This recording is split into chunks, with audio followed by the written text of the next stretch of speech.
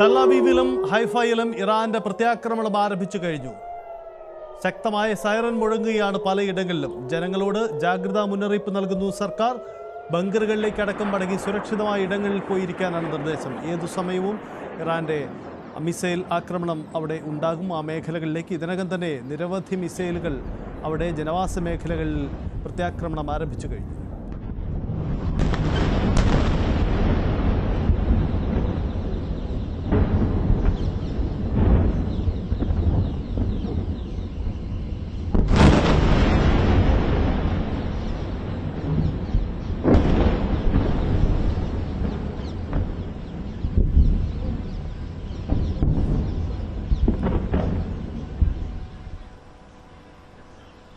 US ആക്രമണത്തെ ഐക്യരാഷ്ട്രസഭ ആശങ്ക അറിയിച്ചിട്ടുണ്ട്. നടപടി അന്താരാഷ്ട്ര സമാധാനത്തിനും സുരക്ഷയ്ക്കും ഭീഷണിയാണെന്ന് UN secretary general Antonio Guterres പ്രതികരിച്ചു.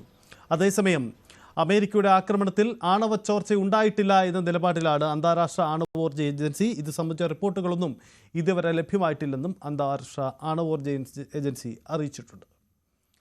വിശദമായി പരിശോധിക്കാം. കിരൺ ബാബു, MG മിഥുൻ ചേരുന്നു. കിരൺ, ഈ സംഘർഷം അത് പുതിയ തലങ്ങളിലേക്ക് പോകുന്നു എന്നതാണ് സാഹചര്യം. ഹിസ്ബുള്ളയോടുകൂടി ഇടപെടാൻ വീണ്ടും ഇറാൻ ആവശ്യപ്പെടുന്നു. ഇസ്രയേലിനെതിരെ 2 ഇടങ്ങളിൽ നിന്നുള്ള അറ്റാക്കിന് സാധ്യതയുണ്ട്.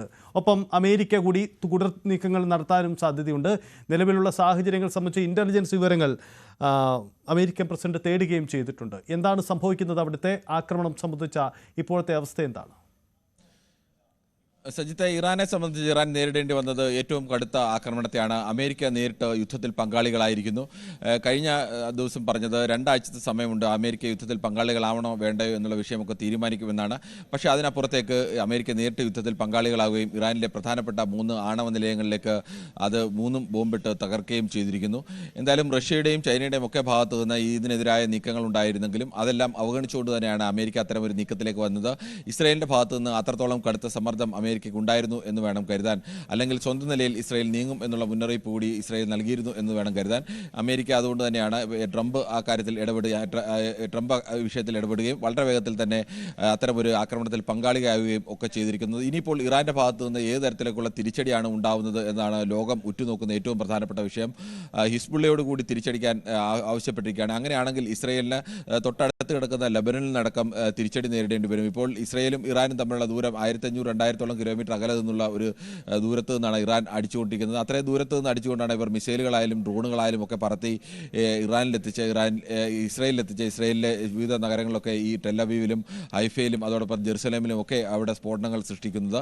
ഇത് തൊട്ടടുത്ത് നിൽക്കുന്ന ലെബനിൽ നിന്നുകൂടി ആക്രമണം വന്നാൽ ഒരേ സമയം ഇസ്രായേലിന് 2 അടുത്തു നിന്നുള്ള ആക്രമണത്തെ നേരിടേണ്ട ഒരു അവസ്ഥയിലേക്ക് വരും. ഇറാനെ സംബന്ധിച്ച് ഇനി അവർ ഭയപ്പെടുന്ന ഏറ്റവും പ്രധാനപ്പെട്ട വിഷയം, അവരെ സംബന്ധിച്ച് 2 വിഷയങ്ങളായിരുന്നു ഏറ്റവും പ്രധാനം. ഒന്ന്, ഈ ആണവ നിലയങ്ങൾ തകർക്കുമോ എന്നുള്ളത്. ഈ ആണവ നിലയങ്ങൾ തകർക്കാനുള്ള ആയുധം യഥാർത്ഥത്തിൽ ഇസ്രായേലിൻ്റെ പക്കലില്ലായിരുന്നു. ഭൂമിയിൽ മലനിരകളിൽ 60-70 മീറ്ററോളം താഴെയാണ് ഈ ആണവ നിലയങ്ങളൊക്കെ നിർമ്മിച്ചിരിക്കുന്നത്. അത്രത്തോളം താഴെ പോയി ബോംബ് വീണ് ഉപരിതലം തകർക്കാവുന്നതിനപ്പുറത്തേക്ക് അതിനുള്ളിലേക്ക് സ്ഫോടനം നടത്താൻ ശേഷിയുള്ള ആയുധങ്ങളില്ലായിരുന്നു. അതിനാണ് അമേരിക്കയുടെ സഹായം. അമേരിക്കയുടെ പക്കൽ മാത്രമാണ് അത്തരത്തിലുള്ള ബ്ലസ്റ്റർ ബോംബറുകൾ ഉള്ളത്. അത് അമേരിക്കയാണ് ഇപ്പോൾ ഉപയോഗിച്ചിരിക്കുന്നത്. ഇനിയിപ്പോൾ ഏത് തരത്തിൽ അടുത്ത ഇറാനെ സംബന്ധിച്ചുള്ള ഭയം എന്ന് പറയുന്നത് ഇറാന്റെ പരമോന്നത നേതാവ് അയത്തുള്ള ഖമേനിക്ക് നേരെ ഏതെങ്കിലും തരത്തിൽ വധശ്രമം ഉണ്ടാകുമോ, അദ്ദേഹത്തെ വധിക്കുമോ എന്നുള്ളതാണ്. അതിനു മുമ്പായി ഇറാന്റെ ഭാഗത്തു നിന്ന് അതിശക്തമായ രീതിയിലേക്കുള്ള തിരിച്ചടി ഉണ്ടാകാനുള്ള സാധ്യതയാണ് കാണുന്നത്. അവർ എല്ലാവിധ ഇറാനെ സഹായിച്ചുകൊണ്ടിരിക്കുന്ന ഇത്തരം രാജ്യങ്ങളെയും മറ്റ് രാജ്യങ്ങളെയും ഒക്കെ സഹായം തേടാൻ സാധ്യതയുണ്ട്. ആ തരത്തിലേക്കുള്ള തിരിച്ചടിക്ക് തന്നെയാണ് ഇറാൻ ഒരുങ്ങുന്നത് എന്ന് വേണം കരുതാൻ. ഇറാൻ ഇപ്പോൾ തന്നെ അത്തരമുള്ള തിരിച്ചടിക്കുള്ള ഒരുക്കങ്ങൾ നടത്തിക്കഴിഞ്ഞു. ഡ്രോണുകൾ അടക്കം ഇസ്രായേലിലേക്ക് എത്തി എന്ന് പറഞ്ഞതിനർത്ഥം ഏത് സമയത്താണോ ആക്രമണം നടത്തിയത്, ആക്രമണം നടത്തിയ സമയത്ത് തന്നെ രാവിലെ 4 മണിക്ക് തന്നെ ആക്രമണം നടത്തിയെങ്കിൽ ഇന്ത്യൻ സമയം ആ സമയത്ത് തന്നെ ഇറാനിൽ നിന്നുള്ള ഡ്രോണുകൾ ഇസ്രായേലിലേക്ക് പറന്നിരുന്നു എന്ന് വേണം കരുതാൻ. അല്ലെങ്കിൽ ഡ്രോണുകൾ ഇറാഖിൻ്റെ അതിവിശാലമായ വ്യോമപാത മുഴുവൻ പിന്നിട്ട് വേണം. ഡ്രോണുകൾക്ക് മിസൈലുകൾ പോകുന്നത് പോലെ 5 മിനിറ്റോ 10 മിനിറ്റോ കൊണ്ട് ഇറാനിൽ നിന്ന് ഇസ്രായേലിലെത്താൻ കഴിയില്ല. അതിന് മണിക്കൂറുകൾ യാത്ര ചെയ്യേണ്ടി വരും. അങ്ങനെ മണിക്കൂറിൽ യാത്ര ചെയ്ത് 8-9 മണിക്കൂറോളം ഡ്രോൺ പറത്തി വേണം ഇസ്രായേലിൻ്റെ ആകാശത്തെത്താൻ. അങ്ങനെ എത്തിയ ഡ്രോണുകളൊക്കെ എത്തി എന്ന് പറഞ്ഞാൽ അതിനർത്ഥം ഇറാൻ അപ്പോൾ തന്നെ തിരിച്ചടിക്ക് ഒരുങ്ങി എന്ന് തന്നെയാണ്. മിസൈലുകളുടെ കാര്യത്തിൽ ഇറാൻ നേരത്തെ തന്നെ സ്വീകരിക്കുന്ന ഒരു നിലപാട്, 1-2 മിസൈലുകൾ മിസൈലുകൾ ഏതെങ്കിലും ലക്ഷ്യസ്ഥാനത്തേക്ക് വിടുന്നതിന് പകരം നിരവധി മിസൈലുകൾ ഒരേ സമയത്ത് ലക്ഷ്യസ്ഥാനത്തേക്ക് വിടുക. അങ്ങനെയാണെങ്കിൽ മാത്രമേ ഇസ്രായേലിൻ്റെ അയൺ ഡോമിനെ പ്രതിരോധിച്ചുകൊണ്ട് തകർത്തുകൊണ്ട് ലക്ഷ്യസ്ഥാനത്തേക്ക് എത്താൻ കഴിയും. ആ തന്ത്രം തന്നെയാണ് ഇപ്പോൾ ഇറാൻ പ്രയോഗിച്ചുകൊണ്ടിരിക്കുന്നത്. ഇനി അയൺ ഡോമിനെ എത്രത്തോളം മിസൈലുകളെ തകർക്കാൻ കഴിയും എന്നുള്ള ചോദ്യമൊക്കെയാണ് ഇപ്പോൾ നിൽക്കുന്നത്. അത്തരം ഒരു തുറന്ന യുദ്ധത്തിലേക്ക് തന്നെയാണ് ഇത് നീങ്ങുന്നത് എന്ന് വേണം കരുതാൻ. ഇനി ലോകരാജ്യങ്ങളുടെയൊക്കെ ഇടപെടൽ ഈ സമയത്ത് ഏറ്റവും നിർണായകമാണ്. ഐക്യരാഷ്ട്രസഭയുടെ സെക്രട്ടറി ജനറൽ അന്റോണിയോ ഗുട്ടറസ് തന്നെ ഇക്കാര്യത്തിൽ മുന്നറിയിപ്പ് നൽകിയിട്ടുണ്ട്. അദ്ദേഹം ഈ ബോംബാക്രമണത്തിന് മുമ്പും അത്തരത്തിലേക്കുള്ള മുന്നറിയിപ്പ് UN രക്ഷാ കൗൺസിലടക്കം നൽകിയിരുന്നു. ഇത്തരത്തിലേക്ക് ഇതിൽ പങ്കാളികളാവുന്ന രാജ്യങ്ങളും ഇതിൽ പങ്കാളികളാകാൻ ആഗ്രഹിക്കുന്ന രാജ്യങ്ങളും എല്ലാം ഇക്കാര്യത്തിൽ കുറെ കൂടി ജാഗ്രത പാലിക്കണം. ഏതെങ്കിലും തരത്തിൽ ഒരു ആണവ നിലയങ്ങൾക്ക് നേരെ തകർച്ച ഉണ്ടാവുക, ആണവ വികിരണം ഉണ്ടായിക്കഴിഞ്ഞാൽ അത് ഏതെങ്കിലും ഒരു പ്രദേശത്തിൻ്റെ മാത്രം വിഷയമാകില്ല. അത് ആ ഒരു മേഖലയുടെ ആകെ വലിയ ആപത്തിലേക്ക്, മാനവരാശിക്ക് തന്നെ വലിയ ആപത്തിലേക്കൊക്കെ നയിക്കാൻ സാധ്യതയുള്ളതാണ്. ഇറാൻ്റെ ഭാഗത്തു നിന്ന് ഇനി അത്തരത്തിലേക്ക് ഒരു പ്രത്യാക്രമണം ഇസ്രായേലിന് മേലുണ്ടായിക്കഴിഞ്ഞാൽ ഇസ്രായേൽ ആണവ രാജ്യമാണ് എന്ന ഒരു വെല്ലുവിളി കൂടിയുണ്ട്. ഇസ്രായേലും അങ്ങനെ കനത്ത തിരിച്ചടി നേരിട്ടാൽ അവരും ശക്തമായ രീതിയിലേക്കുള്ള തിരിച്ചടിക്ക് ഒരുങ്ങാനുള്ള സാധ്യതയുണ്ട്. അമേരിക്ക കൂടി ഈ യുദ്ധത്തിൽ ഇനിയും പങ്കാളിയാകുമോ, ഇനിയും നേരിട്ട് തന്നെ പങ്കാളിയാകുമോ എന്നുള്ള ചോദ്യങ്ങളെല്ലാം അപ്പോൾ ഉയർന്നു നിൽക്കുകയാണ്. എന്തായാലും ഒരു വലിയ ഭീതിയുടെ അന്തരീക്ഷത്തിലാണ് ഈ ദേശം ആകെ നിൽക്കുന്നത് എന്നുള്ളത് കൂടി ഇതിൽ ഏറ്റവും പ്രധാനമാണ്. യെസ്, കിരൺ സൂചിപ്പിച്ചതാണ് സാഹചര്യം. ഇനിയും സംഘർഷമുണ്ടാകും. ഒപ്പം ആണവ വികിരണം ഉണ്ടാകുമോ എന്ന ആശങ്ക കൂടിയുണ്ട്. നിലവിലെ പരിശോധനയിൽ അങ്ങനെ ഉണ്ടായിട്ടില്ലെന്നാണ് അന്താരാഷ്ട്ര ആണവോർജ്ജ ഏജൻസി വ്യക്തമാക്കുന്ന കാര്യം. പക്ഷേ ഭയപ്പെടുത്തുന്ന ആശങ്കകളാണ്. അത് ഏതെങ്കിലും ഒരു രാജ്യപരിധിയിൽക്കുള്ളിൽ നിൽക്കുന്ന ആശങ്ക മാത്രമല്ല, അത് തുടർന്നും മാനവരാശിക്ക് തന്നെ വെല്ലുവിളി ഉയർത്തുന്നു എന്ന സാഹചര്യം കൂടിയാണ്. ഇനി പരിശോധിക്കാം എങ്ങനെയാണ് ഇറാൻ ഇസ്രയേലിനെ ആക്രമിക്കുന്നത്, അല്ലെങ്കിൽ ഇസ്രയേൽ എങ്ങനെയാണ് ഇറാനിലേക്ക് ആക്രമണം നടത്തുന്നത്. രണ്ട് രാജ്യങ്ങളും തമ്മിലുള്ള കിലോമീറ്ററുകളുടെ ദൂരവ്യത്യാസത്തിനിടയിൽ നടത്തുന്ന ആ വ്യോമാക്രമണത്തിനും ഏറെ സവിശേഷതകൾ ഉണ്ട് എന്നതാണ് വ്യക്തത. MG മിഥുൻ ചേരുന്നു. മിഥുൻ, യഥാർത്ഥത്തിൽ എന്താണ് സംഭവിക്കുന്നത്? കുവൈറ്റിന് മുകളിലൂടെ പറന്നു പോകുന്ന വ്യോമ മിസൈലുകളടക്കം ബോംബുകളും മിസൈലുകളും എന്നതാണല്ലോ ഇതിൻ്റെ അവസ്ഥ. യഥാർത്ഥത്തിൽ ഇത് സംഭവിക്കുക എങ്ങനെയാണ്? ഇതിൻ്റെ ഒരു ഭൂമിശാസ്ത്രപരമായ പ്രത്യേകത എന്തുകൂടിയാണ്? സൈത്ത്, അതായത് നമുക്ക് ഈ മാപ്പിലേക്ക് വരുമ്പോൾ അതിൽ കൃത്യമായി തന്നെ നമുക്ക് ദൃശ്യമാകുന്നത്, അതായത് ഇസ്രായേലിന് ചുറ്റുമുള്ള രാജ്യങ്ങൾ, പ്രത്യേകിച്ച് ലെബനൻ, സിറിയ, ജോർദാൻ, തൊട്ടിപ്പുറത്ത് ഇറാഖ്, ഈ രാജ്യങ്ങളെല്ലാം തന്നെ ഒരുപക്ഷെ ഇസ്രായേലിനെതിരായിട്ടുള്ള രാജ്യങ്ങളെന്ന് തന്നെ നമുക്ക് വിശേഷിപ്പിക്കുകയും ചെയ്യാം. അതിനിപ്പുറത്തായിട്ടാണ് ഇറാനുള്ളത്.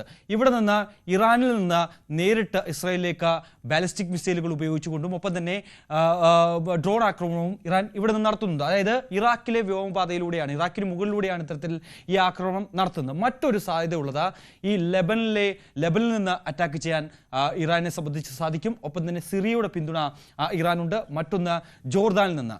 ഈ മൂന്ന് രാജ്യങ്ങളുടെ കൂട്ടുപിടിച്ചുകൊണ്ട് ഒരുപക്ഷെ ഇസ്രായേലിലേക്ക് അറ്റാക്ക് നടത്താൻ ഇറാന് സാധിക്കുകയും ചെയ്യും. അത്തരത്തിലുള്ള സാധ്യതകൾ നേരത്തെ തന്നെ പുറത്തു വരികയും ചെയ്തതാണ്. ഒപ്പം തന്നെ അതിർത്തി പ്രദേശങ്ങളിൽ, പ്രത്യേകിച്ച് ഈ അതിർത്തി മേഖലകളിൽ നിന്നായിരുന്നു ഇറാന്റെ ആക്രമണം ആദ്യഘട്ടങ്ങളിൽ ഉണ്ടായത്. അതായത് ആദ്യം ഈ ഇറാനിൽ നിന്ന് നേരിട്ട് തൊടുത്തിട്ടുള്ള ബാലിസ്റ്റിക് മിസൈലുകളും ഒപ്പം തന്നെ ഡ്രോണുകളും ഒക്കെ ഇസ്രായേലിന്റെ വ്യോമ പ്രതിരോധ സംവിധാനങ്ങൾക്ക് പൂർണ്ണമായും അത് തകർക്കപ്പെടാൻ സാധിക്കുകയും ചെയ്തിരുന്നു. പിന്നീടാണ് ഒരു പടി കൂടി കടന്നുകൊണ്ട് അതിർത്തി രാജ്യങ്ങളിൽ, ഇപ്പോൾ കിരൺ ബാബു സൂചിപ്പിച്ച പോലെ തന്നെ ലെബനിലെ ഹിസ്ബുള്ളയുടെ സഹായം വേണമെന്നുള്ള ഒരു അഭ്യർത്ഥന ഇറാൻ്റെ ഭാഗത്തു നിന്നുമുണ്ട്. സ്വാഭാവികമായും ഇറാൻ്റെ അത്രയും വലിയ പിന്തുണ ഹിസ്ബുള്ള നൽകുകയും ചെയ്യും. പക്ഷേ മുൻകാലങ്ങളിലൊക്കെ നടന്നിട്ടുള്ള ആക്രമണം, അത് ഹിസ്ബുള്ളയുടെ ആ ഒരു കരുത്ത്, അത് വലിയ രീതിയിൽ മുൻകാലങ്ങളിലുള്ള അത്രയും കരുത്ത് ഇപ്പോൾ ഹിസ്ബുള്ളയ്ക്ക് ഇല്ല എന്നുള്ളതാണ് ഏറ്റവും പ്രധാനപ്പെട്ട കാര്യം. മറ്റൊന്ന്, ഹൂതികളുടെ അറ്റാക്ക്, അത് അമേരിക്കൻ വ്യാപാര കപ്പലിന് നേരെ ഉണ്ടാവുമെന്നുള്ളൊരു മുന്നറിയിപ്പ് കൂടി അവർ മുന്നോട്ട് വെക്കുകയും ചെയ്യുന്നു. അങ്ങനെയൊക്കെയുള്ള സാഹചര്യം നിലനിൽക്കുകയാണ്. അതൊന്ന്.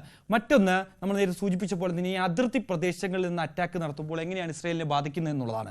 അതായത് ലെബനിൽ നിന്ന് കുറച്ചുകൂടി ഇസ്രായേലിൻ്റെ വടക്കൻ മേഖലകളിൽ, ഇസ്രായേലിൻ്റെ വടക്കൻ മേഖലകളിലുള്ള തന്ത്രപ്രധാനമായ ഇടങ്ങളിലേക്കൊക്കെ ലെബനിൽ നിന്ന് അറ്റാക്ക് ചെയ്യാം. പ്രത്യേകിച്ച് ഈ പറയുന്ന നമ്മുടെ ഹൈഫ, ഒപ്പം തന്നെ മറ്റ് ഇടങ്ങൾ, ടെല്ലവീവ് അടക്കമുള്ള പ്രദേശങ്ങൾ, അതൊക്കെ തുറമുഖ മേഖലകളാണ് എന്നുള്ളതാണ്. അവിടെയാണ് ഈ പറയുന്ന മൊസാദിൻ്റെ ഒക്കെ പ്രധാനപ്പെട്ട കേന്ദ്രമുള്ളത്. ആ മേഖലയിലേക്കാണ് വളരെ രൂക്ഷമായി ഇറാൻ്റെ ആക്രമണം നടക്കുന്നത് എന്നുള്ളത് തന്നെയാണ്. പക്ഷേ ഈ മൊസാദിൻ്റെ കേന്ദ്രങ്ങൾക്കപ്പുറം തന്നെ അവിടെ ആളുകൾ തിങ്ങിപ്പാർക്കുന്ന ജനവാസ മേഖല കൂടിയാണ് എന്നുള്ളതാണ് ഏറ്റവും പ്രധാനപ്പെട്ട കാര്യം.